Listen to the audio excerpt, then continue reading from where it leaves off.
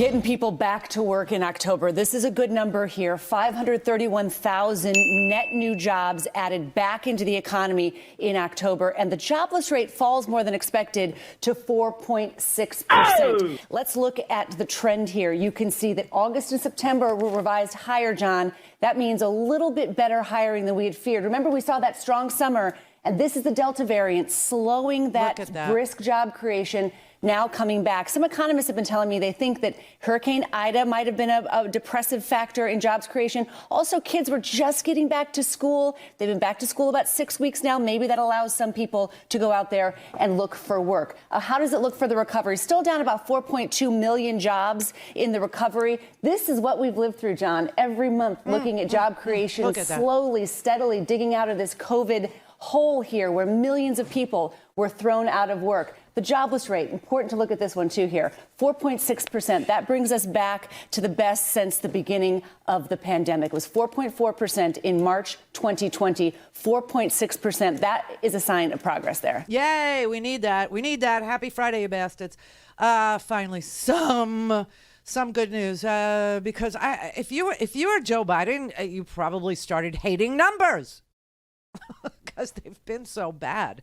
It's been but now it looks like we're through the Delta variant, or at least on the way to getting through the Delta variant. Like I was telling you yesterday, 98% of people over the age of 65, 98% are vaccinated.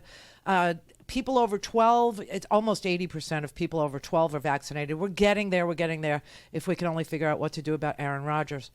Oh, what is wrong with Aaron Rodgers? But anyway, we'll get there. We'll get there because I need to give Brett his Christmas gift early. I just want to say this. My anger was starting to subside, and then I saw that little clip of MLK in our opening, and I got all angry again. But we'll get there. We'll get there. Okay. So just so you know, wages are up, too, in this here country. They're up almost 5%. So this is good. The worker shortage, people being afraid to go get work because of the COVID, people insisting on better wages to go back to work in the midst of COVID, actually work to the benefit of us, those who work for wages, because we were able to negotiate higher salaries and businesses were able to, pony up. They said, oh, my God, we can't find people to work for $7.25 an hour. I guess we're going to have to pay you $12. I guess we're going to have to. And they said, OK, then we'll go back to work. So this is really good news for, Terry McAuliffe, I guess, because, he's going to have to look for a job. Right. And also good news for Stephen Sweeney. Stephen Sweeney, everybody. Who? I know. Pulling a name out of my butt. Stephen Sweeney. This is one of the most fantastical stories in the history of politics. It's unbelievable to me. Stephen Sweeney is was the New Jersey Senate president. The New Jersey legislature was democratically controlled. Majority in the state assembly in the House, a majority in the state Senate. And Stephen Sweeney was the Senate president in New Jersey. Very powerful, dude. A moderate, a centrist, a corporate Democrat. Held that job for 12 years and held it like with an iron fist. With an iron freaking fist. Okay, no one was going to, intimidate him. No one was going to get their progressive namby-pamby policies through. Didn't care if Murphy was a progressive governor. He was the ballast for the corporate Democrats. He was the anchor. Problem is, got to run every 2 years, no matter how empowered you feel you are. If you're, or you got to run every few years, right, in the Senate. And he actually had to run. And he's from Southwest New Jersey, which has gone a little Q. It's gone a little Staten Island-y. You know what I'm saying to you? It's gone a little nuts. So Stephen Sweeney lost his election, which would be bad enough for Stephen Sweeney. Thank God the jobs numbers are good, because now he's going to need one. But he lost to a New Jersey truck driver who lives next door to his mother, swear to God, who literally spent a grand total of $2,000 on his entire campaign, which consisted of A cell phone video that he took, an 80-second video that he took on his own damn cell phone, and he knocked on a few doors. And he beat him. He literally beat him. Now, I'm not happy about this in this weird way because this truck driver is one of those Southwest Pennsylvania. I'm quoting him with Pennsylvania already. But he's one of these, Southwestern New Jersey Republican dudes. But I am celebrating the fact that he beat an entrenched moderate who felt invincible, like no one could tell him what the people of New Jersey want. Teachers tried. I will tell you that 4 years ago, the state teachers union spent $5 million to unseat this guy.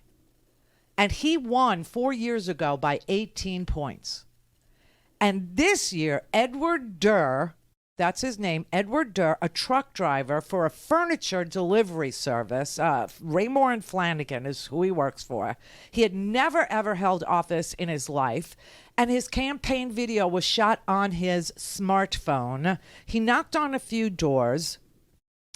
And he got a lot of Democrats to vote for him because they were just sick of COVID and the school lockdowns, okay? So COVID was a big thing for people in New Jersey, and they had just had it. But see, the Republican people in that part of New Jersey hated Donald Trump. They really hated him. They think he's, they know what he did in Atlantic City. They're not stupid, okay? They know he's a mob guy. They know he's, a cheat. They know he's a fraud. They know he's evil. They know he's twisted. They know he's, mentally unfit and unstable, and that he never pays his bills. He cheated all the workmen that ever worked for him. He even cheated a guy who supplied all the pianos for the Atlantic City casinos. A guy supplied pianos to Donald Trump, never got paid. Woodworkers and, drywallers, painters, window installers, all these people, HVAC guys, all got stiffed by Donald Trump. And this is what the people of, New Jersey remember about Donald Trump. So they despised him and they would not vote for him. But as soon as there was another guy who seemed like, Mr. Durr was, lives next door to his mother in South Jersey, said that, he's sick of entrenched politicians, played on the parents feeling, discombobulated and out of control. And he freaking won. And he is a clear-eyed Republican guy in this way. He said to the press who went to talk to him this morning, he said, "It didn't happen because of me. I'm nobody. I'm absolutely nobody. I'm just a simple guy. It's the people. They are repudiating the policies that have been forced down their throats." And he said that while he was walking his 3 pit bulls. Okay, and his entire campaign video included him stepping from his truck cab, and then it ends with him riding away on a motorcycle. Wake up, Democrats. Wake up.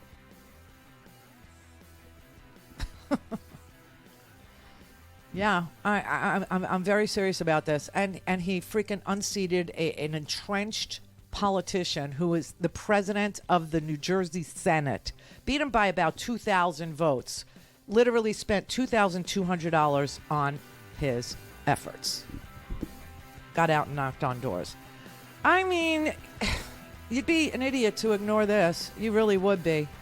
People don't like moderates, number one. Centrists. The only thing that's in the middle of the road are dead animals. You understand. But now the numbers are starting to get good. The numbers are starting to percolate again. We're almost, let's say, back to normal. We're almost back to normal. Time to smarten up, Democrats. Smarten up.